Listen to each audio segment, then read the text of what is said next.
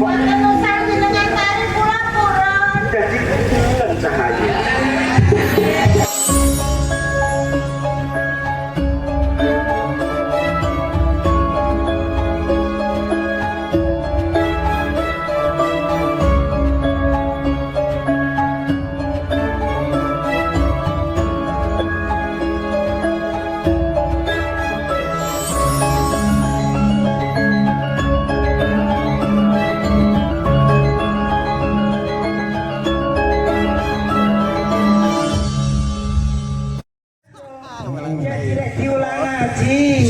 Gede ben dadi wong aku yen gede dadi wong aku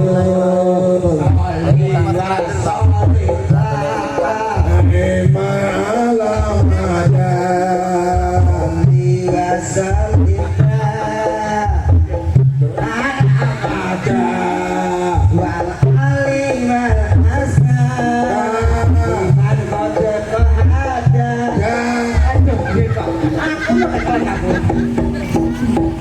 bocah cilik-cilik sandangane resik jejer mare-mare tumindak sing becik bocah nom-nom ukurannya ala ayo kowe nom-nom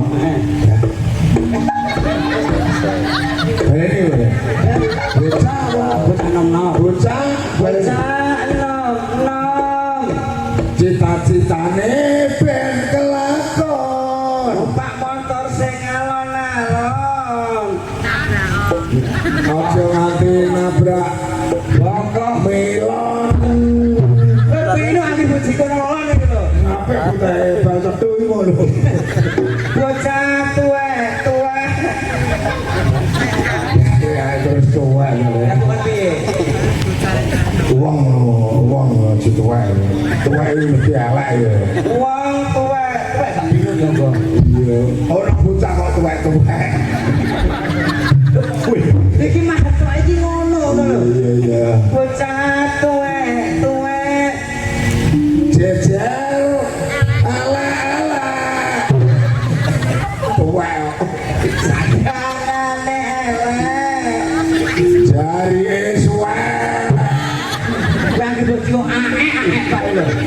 Digrau tekek. Lambemu kowe nang diambil. Gak aku pe emosi karo kowe. Lapo? Seneng nang kene. Ning aku ku nyidik-nyidik karo kowe. Lapor nang. Tak kok. Kowe lek semoyo karo aku duwe urusan karo aku wis pirang sasi pirang taun. Semoyo apa? Lho, kowe ngajak geger kok. Iki ora geger. Iki nyoto iki. Nyoto. Kowe diulang aku pira? Lah perkara utang iki. Wah, terus wong masyarakat bisa temon. Utangmu ora sithik to. Pira? 500.000. Nah, 400. Guru kok sauri. Lah. Kowe pikir hitung apa? Kowe aja ngeyel kowe. Iya. Utangmu karo aku kuwi 500. 400. 5 ya lek. Hitung kok ora guru bapak. Lah, terus yo. Lah, sorry Bu, nangkon ngene mau masuk. Ya 500. Lah ono piye yo wong kuwi yo mikir ae. Maksudnya piye? Kuwi ngono kuwi isin. Lho, maksudnya piye? Bakal utang 500 ngono ki piro? Lho, piro 500 kakek. Oh, kadang sing utang lho pengen nyaur rek. Utang rek najeh terus. Tuh, isin kudune. Yo ora. Kowe najeh nang kowe pengen piro? Kowe telu. Wis tau tak weki. Lah iya najeh terus. Isin kowe. Iki aku iki. Lah iya, bal cetu kuwi mau. Pakai iki aku kayak bos. Duwe yo tak tuku nak butang. Nah, nemuin ngono. Nemuin tukul mandi lho. Gak kene kok. Iya. Yakin aku butuh tenan. Sesuk iki apa jenenge anakku butuh duit. Iya. Butuh 500.000 franc. Iki nek iso usahano. Ning iki aku ngene. Kowe kayak wong tuaku tak seminggu 2 minggu tak sasen-sasenan ora mbok kakeki. Ngene. Karek dina sesuk jam 12 awan nganti ora nek duit 500.000. Ojo nakokno aku. Ojo ngancam aku. Iki ngancam kok. Eling-eling. Iya. Jam iya 500.000 ngarep omahmu anggere banyu blabar lah ku tenang wi ora santet wi Bu apa sapi nguyo ya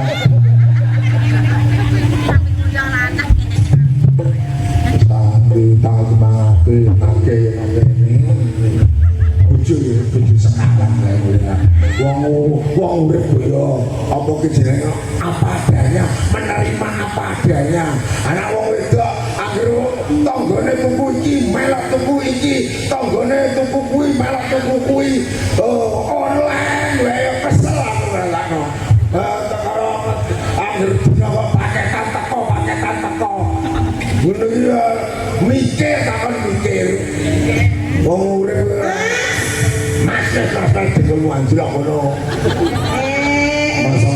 Lawangnya gede dibuka. Iya lali.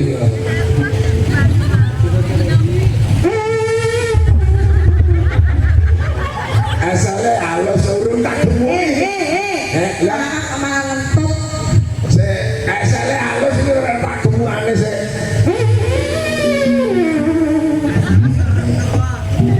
Jelek mlebu. Aku piye Kalebune. Lawang kepang nang mlebu kok. ora ngono biasanya aku teko mbok sambut mbok gendong. Saiki aku domare lah dadak aku dikakno mesti punya sesuatu kowe iki. Kaya ya arek gendong. Iya. Lah kowe tak gendong mburi nyokot malah yo. Iya. Aku yo terus wegah iki lho gegerku untuk rawok. Lah nyapa nek aku bolong rumah sama aku kok. Terus kowe to. Wah, Iki bojo kok gerana total. wong lanang ora tanggung jawab. Tanggung jawab karo wong aku. Gayane esuk warung bengi warung pacar warung rumah sapi. Nek warung iki terima kopi piro 4.000. Lah katane Lah kowe kudumu yo. Kudumu nggo mangonang yo. makromah. Lah kowe piro nang jero lemari setumpuk kanthi digendhok coro. Wong lanang ki tanggung jawab. Wis tanggung jawab. Lah yo gini, nek wong wedok ketoke ayu bahagia iku pratandake nek sing lanang opeh. Open apa ayu no paran-paran ala momen bos kaya anggo apa ki nganggo daster ya apa ki klatene pedhot sisih kotane kolore pedhot no omah kuwi gak ngisi-sini wong lanang kon merangsang Lah saiki aku takon, sampeyan iki yo bojo aku gelo apa piye? lan jare ya gelo Ya wis aku leren nang mbokku. mbokku wis mati apa nek ndi Yo aku wong desaku ya ora digon lah kowe manggon nek kene apa ora penake kok piye Lah aku kan bondo mana lho Mas aku le bojomu maksudnya piye kok perkara aku manggon nek gak trimo ki omahe sapa? lah iya yo omahmu Lah iki aku penanti aku iki omah-omahku kowe sing nunut kos omah. lah iya aku sing ngono to apa ora penake to kowe omah nggon Nek ora do nemen bojomu. nemen saya nemeni kowe Lah piye njaluk aku karo tambane kene?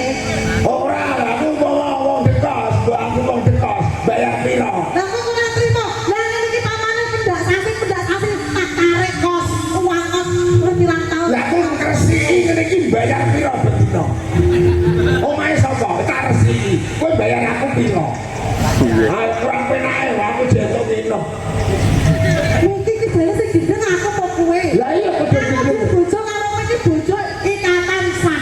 Lah pamane kowe mah sak jenjengan tak tarik nek kono kae pirang taun mau pakai dikit. lah apa mare wong sing kon njaluk kowe dhewe tok aku wis turu-turu mbok gugare dia tarik bayaran telak Lah kepenakan kau urip kanggo omahku.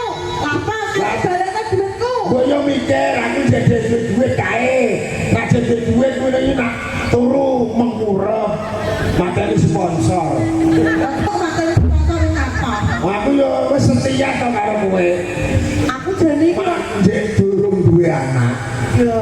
duwe anak dilalah Jane ngene lho Mbak Gendong. Di butuh sampean iki.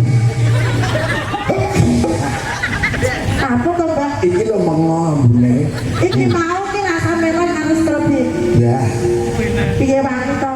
panyo lo sayang. Apa? Iya. Kok bagian itu abumu lo? Mampu apa? Ini dari selama abunya aku mau kuih tuh sama abunya dari tak. Sejenak kowe yo. Masa enggak mah?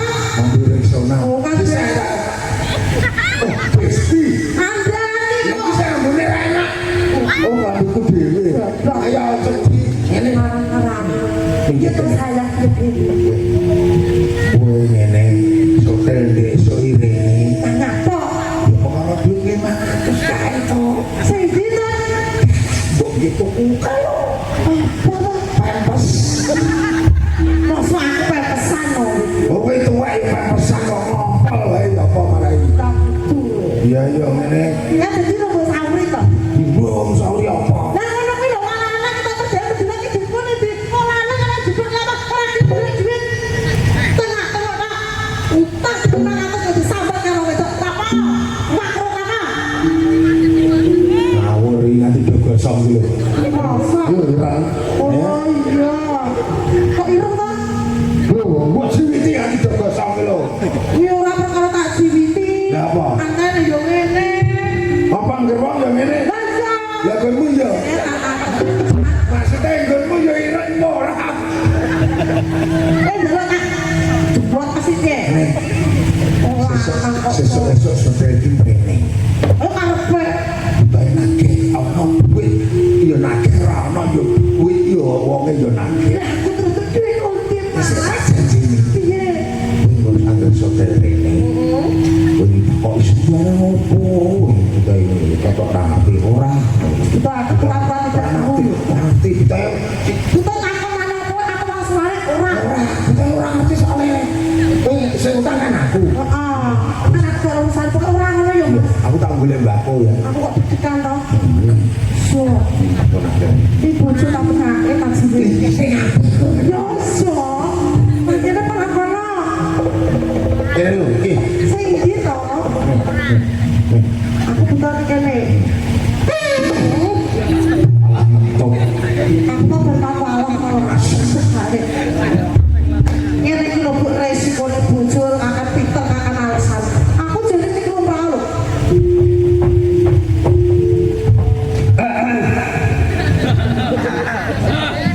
Gilong iki omahe Gilong to ibu ya. ora Ketok iya kok. Iya to iki. ora Lho, iki mosok ora omahe Gilong. ora Lah kowe sapa? ora Sarang iki ora koyo ngono. Iki bojone Gilong kae to iki. ora Ora. Iya. Berarti ora bojone Gilong. ora Beneran nek ngono. Gak bojone Gilong tenan to? ora Gilong ning omah. ora Ora terus jadi. Upama iki upama. Aku demek kowe nesu ora? ora Gak apa-apa ora tuh. Aku ora kok nesu ora.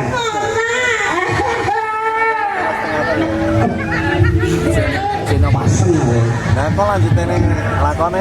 Kowe bener ora bojone digigong to? Lakone baru. Nek aku demek gak nesu to. Sikilku ngene iki upama tak tumpangno kowe nesu ora? Halo boleh. Jadi kaya ngono kelakuanmu. Iki lapor kok. Kelakuanmu kaya ngono nak wong lanang lho. Lho maksudnya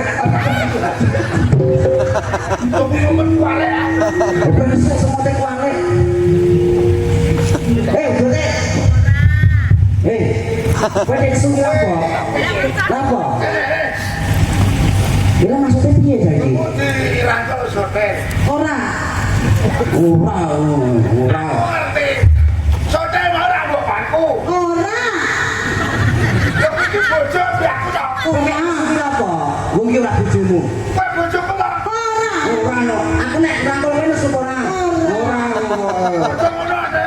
itu lah bujumu ngeyel Kowe bojoku lho. ora Ora no kok. Ora bojone ki yo kok. Ora. Aku mbi kowe biyen tak kawinan to. ora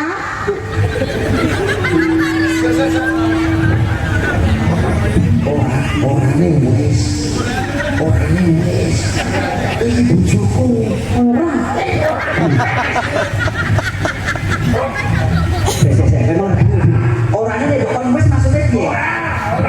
Iki bojomu. Ora. Oh, ora. Iki cara tak pek, gak apa-apa to. Ora. Oh, aku ngerti. Rene. Masalahnya kok orane kok kono wis apa sing ngatur kowe? Ora tak atur aku weh. Lah piye? Mergo aku saat iki urung duwe duit. Lah terus. Jadi kowe iki Pak duwe iki kok ya ngerti. atau bayaran tak ora. Ora. Oh, aku ngerti. Ora. Mas aku nek kok tujuh gelem ora. Ora. Ora gelem to yo nyalek Iya ngono. ta. Ora. Sesek. Aku. Aja ngaku. Tapi Dijine kok jare. Jadi iki aja ngono kuwi. ngono kok. Sepurane wae. Lah piye? Wong mergo aku urung duwe duit. Nak lu duit iki kok yo. Lah kok terus apa aku? Ya wae. Ora alasan tak kene ora. Oh, Kok coba nek ngerti. aku ngerti berarti nek kalau tak takoki kowe dicik ora ngono to karepku. Nah iki ra bek lho. Nek cara kowe jujur sewaktu-waktu kowe butuhno pangan sing kepepet mesti dijili meneh. Ora. Iso. Ora nek kowe Upamane aku lho yo lagi nggo aku kan enak-enak bojomu. Ora kan Aku malah iki. ngawur lho. dadi wong lanang iku kudune siji tanggung Tanggung jawab. jawab. Golek rezeki ya sesuai kemampuan. Nah. Sebagai seorang istri jangan menuntut lebih di luar kemampuan seorang suami. Nah. Ngono ruwet to. Iya iya. Sing penting bersyukur karo sing kuwasa. Iya kok. Nek pajake muni ora iki. Ora percaya. Ora. Sing penting aku sepurane wae. Ngene kae dadi bojoku kan yo ora mikir. Upamane kok tak sauri aku, kowe gendong ora? Yo lunas nek ngono. Lunas yo kok ya. Ora to? Langsung lesu. Terus mesunan ya. Gak Mbak. Wis tak sepurani sing penting besok aja digawe vokal ngono meneh. Nek ora duwe jujur wae. Ya, lagune semoyo. Enggak itu. Kok udah jujur wae. Kowe iki mbok sadar diri wong tua udah ikut. Jangan tenan tuwa era ditebasno. Tapi ya tak kombi. Kuwi ana lho golek wong tuwa sing ra dhisik iki. Lho yo. Iki kuwi ra bisa. Sing dhisik iki kono. Lah kok kene Papat digowo. Cakepmu. lah kok malah ra bisa nek. Tapi cakepmu perangkat bisa bodoh. Lho, kan asli lho. Lho, lah iki kedua iki ya asli. Enggak digadekno. Anak biji kok digadekno. Gak apa-apa gak apa-apa. Sepurane ya, Nek. Malah arep cerodol itu. Aku dalah sepura. Sepura nek biayane ning kono sepuranipun mboten Aku apa-apa. pengen kerjaan. Kerjaan ayo. Iki sak pangapura, tak duwe pangapura sing penting aja kok bali meneh. Iki nyerah pantes jagung tirakatan. Dalam tanggal 17 Agustusan. Peringati HUT yang ke-80. 80. Ayo. Kok pejalan karo ora ben utangake bangunan. Satu tase ben luwe gitu apik. Amin. Ya. Apa kau kasih mungut, kasih pinara? Piye? Wae kuning re. Wono. Kaidan. Kita kan temen. Mungut itu sih, malah sih angin. Ngono lho, Mas Bolos. Ora wungu. Wungu ki terong. Tapi Wong iki wong sesek sama ludu. Jadi, walau sesek sama lodo, tak bisa. Ora ya, nomor 8,5 itu. Astem iki. Wong anggere wong sesek sama ludu iki. Biarin waras ora waras, biarin dane kaedan. Wong sesek sama ludu. Ora ya kowe. Lah kowe enak. Oke, ini diparingi jebleng yo. diparingi jebleng? Aku tidak gendong apa kowe tel. Ah digawe Pak Dongos Oh, Pak Dongas Pak. Ginggong. Gendong. Ginggong. Ya ora sama. Ngapa ya kok tutup tanganmu? Kencang ketara dongo. Ora ketoran dhuwur bisa ngono. Lah udah lah ketemu. Majiko mau. Ayo ya. Ya, Apa ginggong? nah sing ngono. Kan jegleng lah. Aku suwe Mbak tak tahu jebleng ya, Mbak. Iya. Ora, wis suwe. Weh, Wes kowe nak pedok kene kok tak jok rapi ngejar. ya marai. Sopo Pak? Jok ngantor itu kan. Otot Mas. Jadi tak boleh. Nakal goblok mobil. Lah iya perkara lek muni kan nyantar kuwi. Dah, ibu bet nang bro. Iki pelayane Setoran mau deh. Mbak mau minum. Jalannya aku. Dan ruwet. Ruwet toh. Dah cinta aku.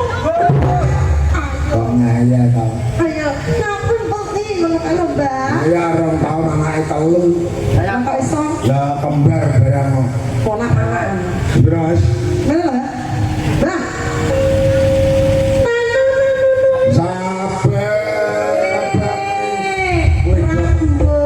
Sing mbok gawa ngopo? Kurang dhuwur, Mbak. Salah kowe dengan dipajake. Lah iya aku. Ada sing dipajake. Lah timbang aku diseneni kono. Tak seneni sik kamu. Sik. Saben bengi.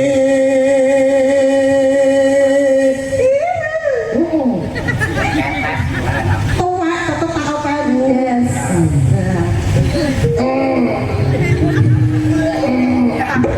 Berjamu. Anak kowe bener kok rasa gubu-gubu kok. Nyawa. Nyawa.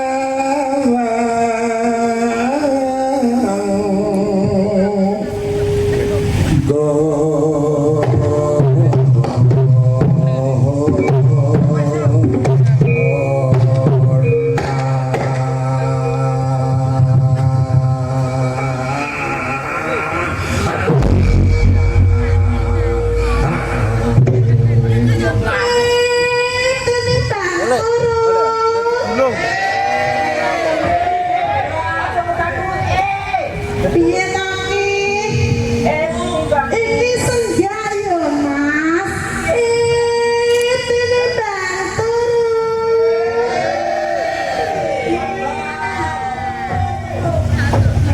Dek kompak men muni aku tuh orang mani kok.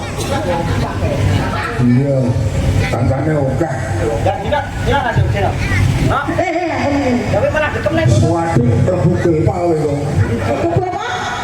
Gelpal we. Nah, Aku kan gak suka tapi kok itu bantu bunyi-bunyi. kowe cepet timbang turu sore. Yo, nonton ketoprak. Ini bantu sore. Ayo, Raisa. Ramanggo. Ayo sayang.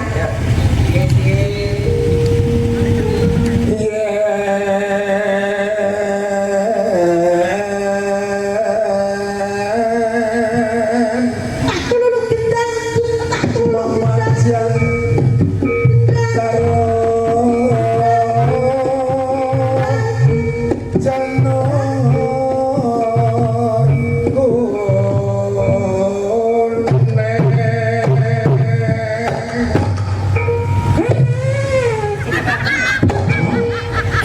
Gagal. Oh, ini polahmu ono. Lah mau sama tuan, bisa bisa tak kalau ngerti. Oh, tak Awet dong ini malah. Iya. kan nganggo pempes. Sorry toh, guys. Ya timbang taktik-taktik. Tak servis yo.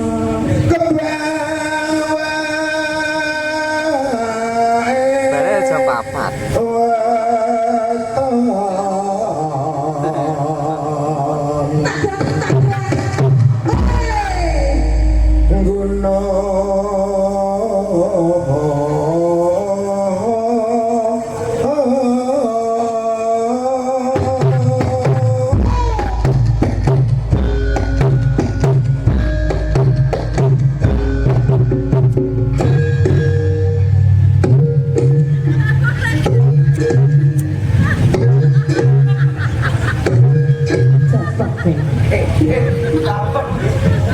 baru mendingin.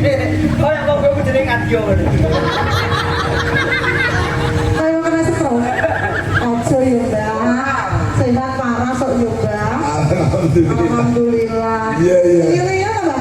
Iya. Iki awet gue tuh. Gue ada cuma di kafe. Ya, ngomongmu kejadian. Lo orang ini nonton. Iya. Panjang umur.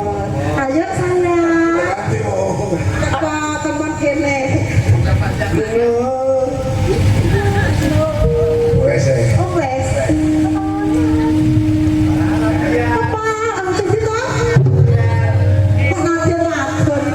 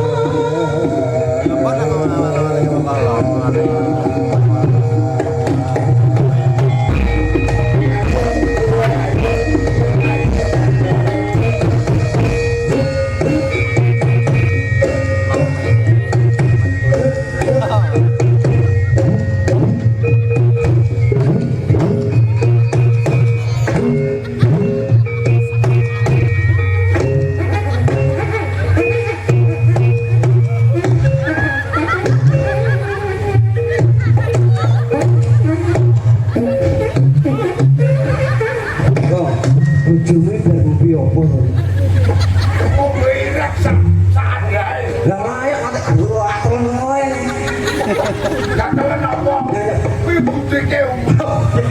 Apa cukup kan wani wong wedok. Beda nak wong lanang. Angger gatel ngene bebas.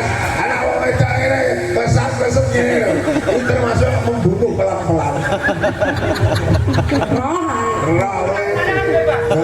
Cokot semut ya. Agak-agak semut. Tak wani. Iya, ini caranya membunuh semut pelan-pelan. Benyingkan ora ya. Panas.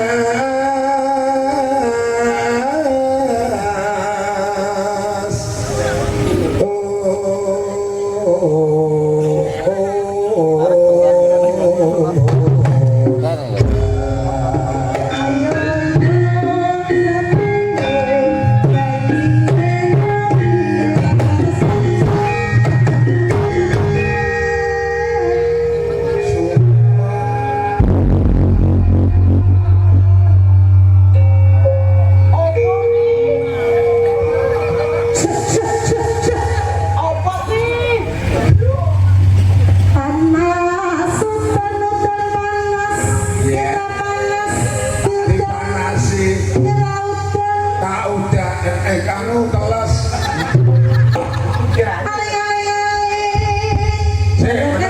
menang aku gede sing ngendang aleng-aleng ayo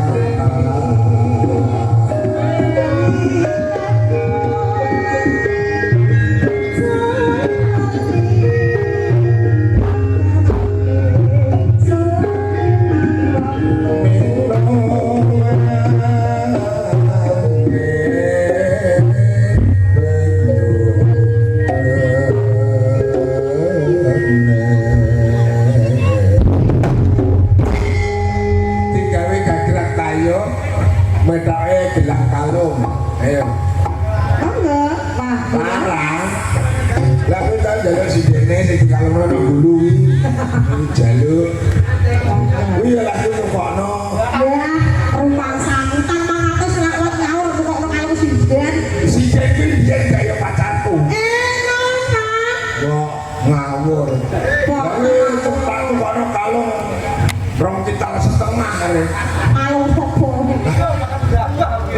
Kahila. Wahyu Sri. Wijaya. Ibu apa, Mas? Wahyu. Sorry. Ini Sri Kunchara.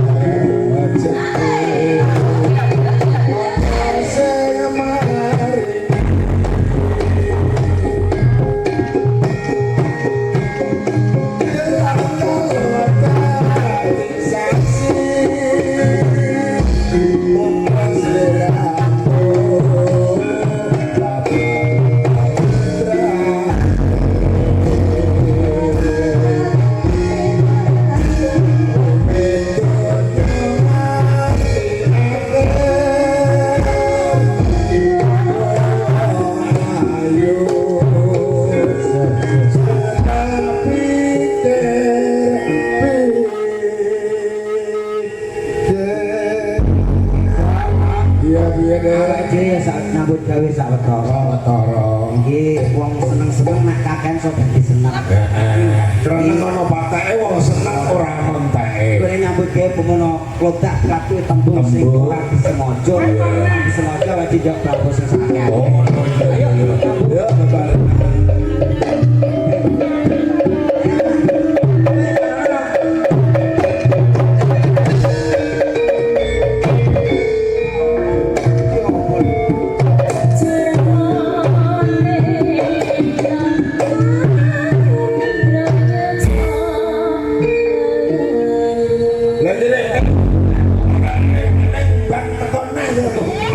Ban piye to iki? Lah biasane ra ngembang to. Alah itu kok biasanya aja dipacana biasanya. Ora ngomong. Bilang dong kalau begitu. Lah ya, dadi lumban kok kanggo klabang asli kok. Iya. Ini ya aku ki ndek gawene. Gawe napa? Campar kumbah-umbahne kali. Seto. Mah aku ora ape ngetokno. Lah kok ajusmu nak telanjang. Aku ora kepengin mbok tono ora.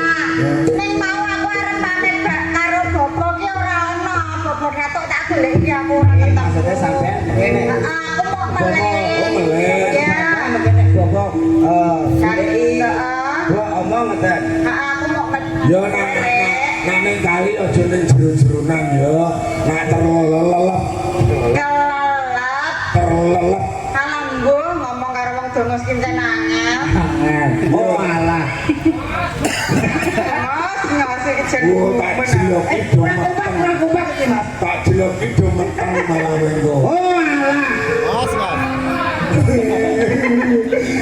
Ayo kok nangis. Aku bicara di dongos. Lah iya kok ora. Ngene. Sakniki asik anu bosin bangga. Mergo aku ki duwe kumbang. Ini bulungnya aku arep ning kali. Nggih. Kalau karo kowe yen to bapak teko, mengko kondo yen to aku ki lagi wae ngumbahi ning kali. Kale sampeyan kok ora bobo nek sampeyan lagi ngubahi ngoten. Cintai apa palinge wak palikmu. Aja nganti pacaran. Lho, ibene nang gede kok. Piye? Ngene. Cek cilik pun. Lah nak metak sik. Lek. Bemu. Nek wis umur pomo petuk jodone ya ora apa-apa kowe ora seneng nek ndek ponakan ndang rapi nek timbang dadi wong wadon. Lah nak terus ditang nikah. Angga terus ditinggal lunga. Yo ora kudu golek sing tanggung jawab. Lah takon ngono. Ya wis, aku tak omongne. Yen ku bakon. Ya wis, alhamdulillah syukur, alhamdulillah nak duwe prinsip mbakoi kono. Ayo kaya ngono aku pamit ya. Wis bareng sampean sik.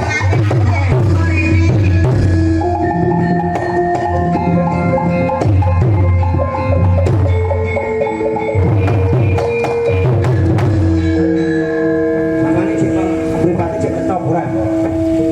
Lah apa men? Apa Mas? Wis ya kok kalau apa men. Sing men ki sapa? Kono ya kok. Ah, Bagong nyamen ya. Dua tenang. Kalau men saripe. Ora padha wae Mas aku mau dongos. Mas. sampean iki mun nek pomo kira-kira iki kepengin nek bengkong ora sedo, kula tak poro mawon sampean mboten tak mriki. Saking mlaku sekerukan. Lho kowe iki ora ngerti karepku ta. Maksudnya pripun? Aku ki ora goleki ponakmu. Yo. Sing sinten? Ponakmu wedok. Duh. Wis ditari. Lah mau ono rene ta ora? Oh, wonge lak mampir sediluk rene mau. Iki mau mampir. Mampir kok. Wonge golek ya sampean jenenge apa? Oh tak golek iki mau nanti iki ora ono sing disiapke Lho, arep tutupi napa? Ditutupi sapa? Ditutupi teng dhuwur meja. Sing ditutupi wae dhewe mau. Muiwa. Rumah sakit wah. Tak kira kok.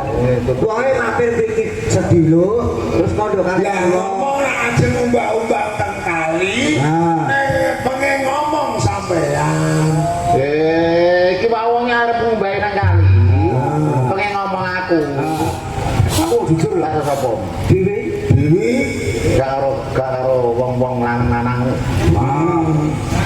gesprekan ngopi Oh, bocah wedok wayah dudu wayah kok arep ngombahi dhewe iku. Lah sarunge sampean tumoh tok ya apa marai? Apa?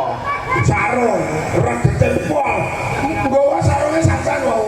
Sarung sing digawa mung sarungku. Ya aku mek ae tuku. Ya.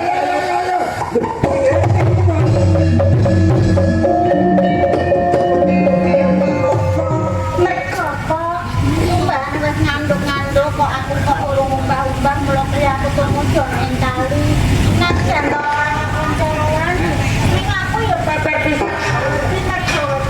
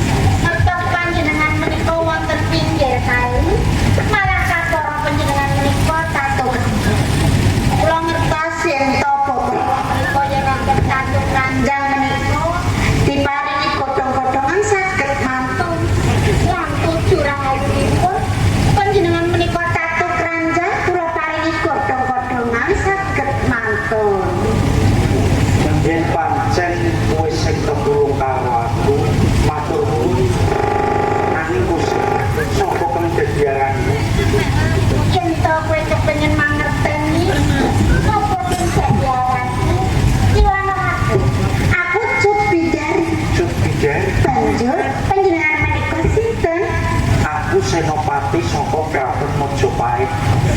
Aku Senopati klebu prajurit ana ing Bayangkara. Adityawarman sing dadi arep.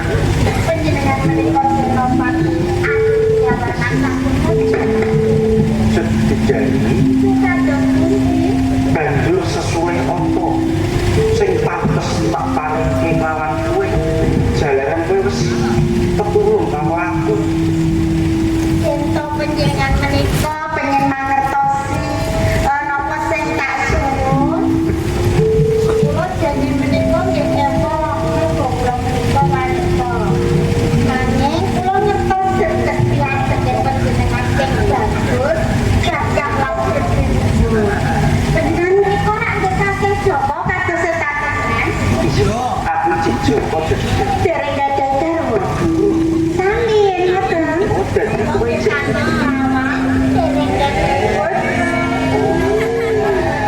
dadi mau kowe yo cek kenyo.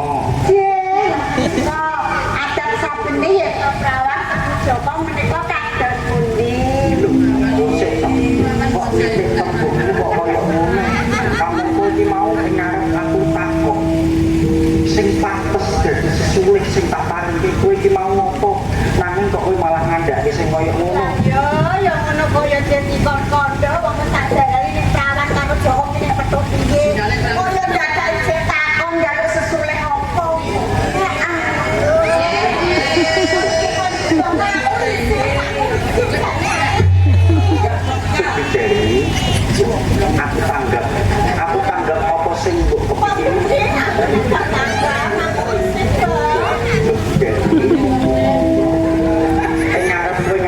yen to jenenge aku kudu Jowo. Aku tanggap apa sing mbok kepengin aku. Lah mbok yo ngoten jenengan ndak tanggap. Yen to Joko ketemu perawan kuwi piye? Padha gedene. Supaya nih tembung iki mau pantes. Aku bakal nembung karo kowe. Sebidari umpama kowe tak pek bojo ngono gelem apa jalan. Jenengan kandang-kandang ngerti kandang piran. Umpama kowe tak pek bojo ngono gelem apa jalan. Gelem to ora? Ora. Aku jenengan ngendikan kadon ngaten wonten. Wonten usah jenengan kari kula purun. Jadi bulan cahaya. Sebidari senajan to yo lagi sepisan iki ya nyawang pasuryanmu nanging ora bisa tak selaki ora wong wadon sing ayu kowe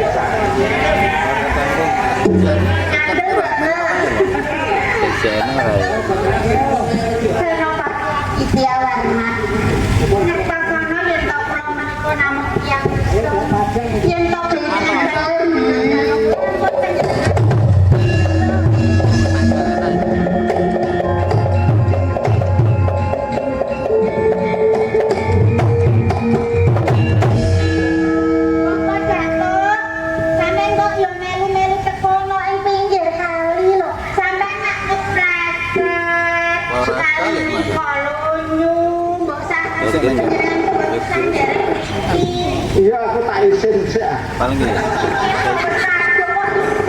lho kabeh mak tunjuk jebulan aku gerang-gerang kaya aku cek muda sampai ketemu aku ndek nom yo ngono kuwi ya kae dengan muncul nang pinggir kali napa to Bapak yentukan panjen aku dulu jenengan ngendek seneng putrane sampean iki wis diwangi-wangi bare bojo apa jenengan pengen duwe anak lawan maksud to ngono ki ndak ya omong karo bapak lah nek kowe iki arep kencan karo bocah nom-nom yo awe wis duwe kowe wis buanan karo cah nom-nom iki rak kudune wonten bangunan iku napa to sing ngono kae lho sing ngene kae lho WA ya ngono ki ndak uang nek wong tuwa ora pati apa lah uang wau iku mboten kula sengaja yen to kula bakal ketemu bocah lanang ning pinggir kali kene mau aku lagi wae kepengin ngombali tak jebule ana wong bocah lanang ping 1 keranjang bapak-bapak rak tau nambani wong tatu kae nganggo godhong iki mau tatu tak tambani nganggo godhong mari Kamu gedong tak jebuk ning godhong kelor mau tambakno aku sing aran keranjang iki mau mari kowe dadi dukun ya wong mati mau tambani iso urip kowe pinter men nguripi kowe aku layani niki pinter nek kon uripi kok kowe pinter nguripi ya iku ra ndek ilmune jenengan ta iya ngelmuku tak pulang apa aku menika senopati lho Bapak saking Mojopahit waduh nggih Mojopahit yang sugih Mas Nduk Mas monggo nek panjenengan badhe tetepangan sapa Nuwun sewu nggih. Nak Mas sampean ku sinten? Kula menika Senopati Aditya Warman saking Mojopahit. Kula bapake anak wedok niki. Dadi panjenengan menika bapake presiden. Nggih.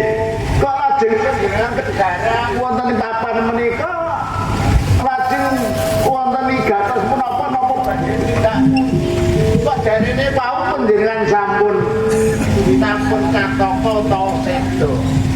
Dipun usadani dhateng anak kula sampeyan iso waras. Lara-larahipun kan menika leres bapa.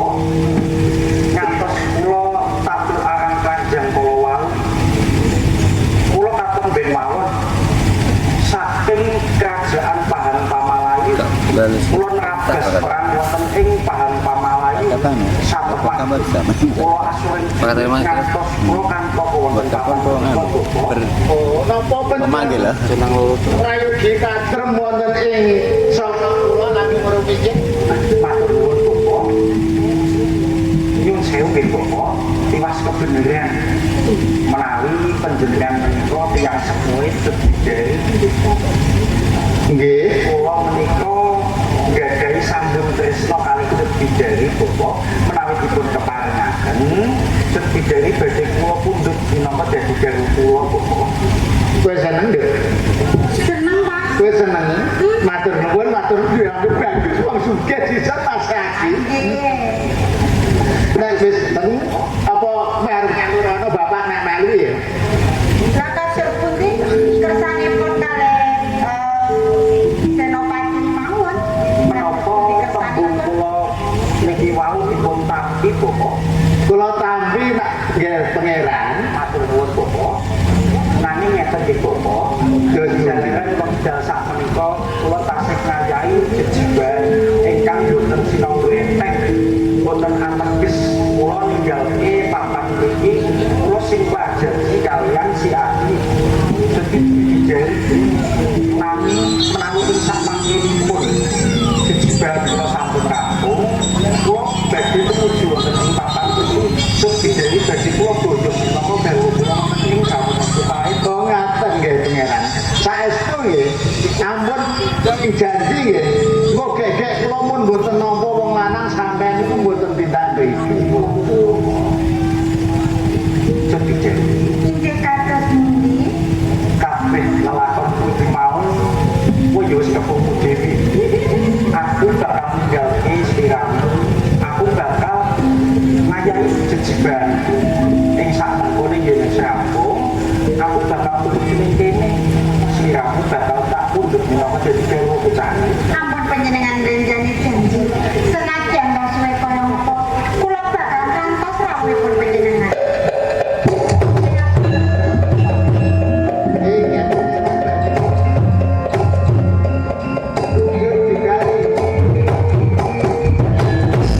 Ditunggu besok janjine Kanjeng Pangeran Aditya Warman mbok menawa dekne nyugemi janjine besok bakal dadi jodohmu ya. Rumangsa was langsung memangsa wise Kang Satya Warman mbok menawi panjenengan kersa kula badhe nderek. Aja nduk, aja negara Majapahit ki adoh tur kono lagi ayun-ayunan perang. Ayo katerem wae nang rompoke dhewe ndongake karo Kanjeng Pangeran Aditya Warman nggone ngrampuke gawean uga rampung.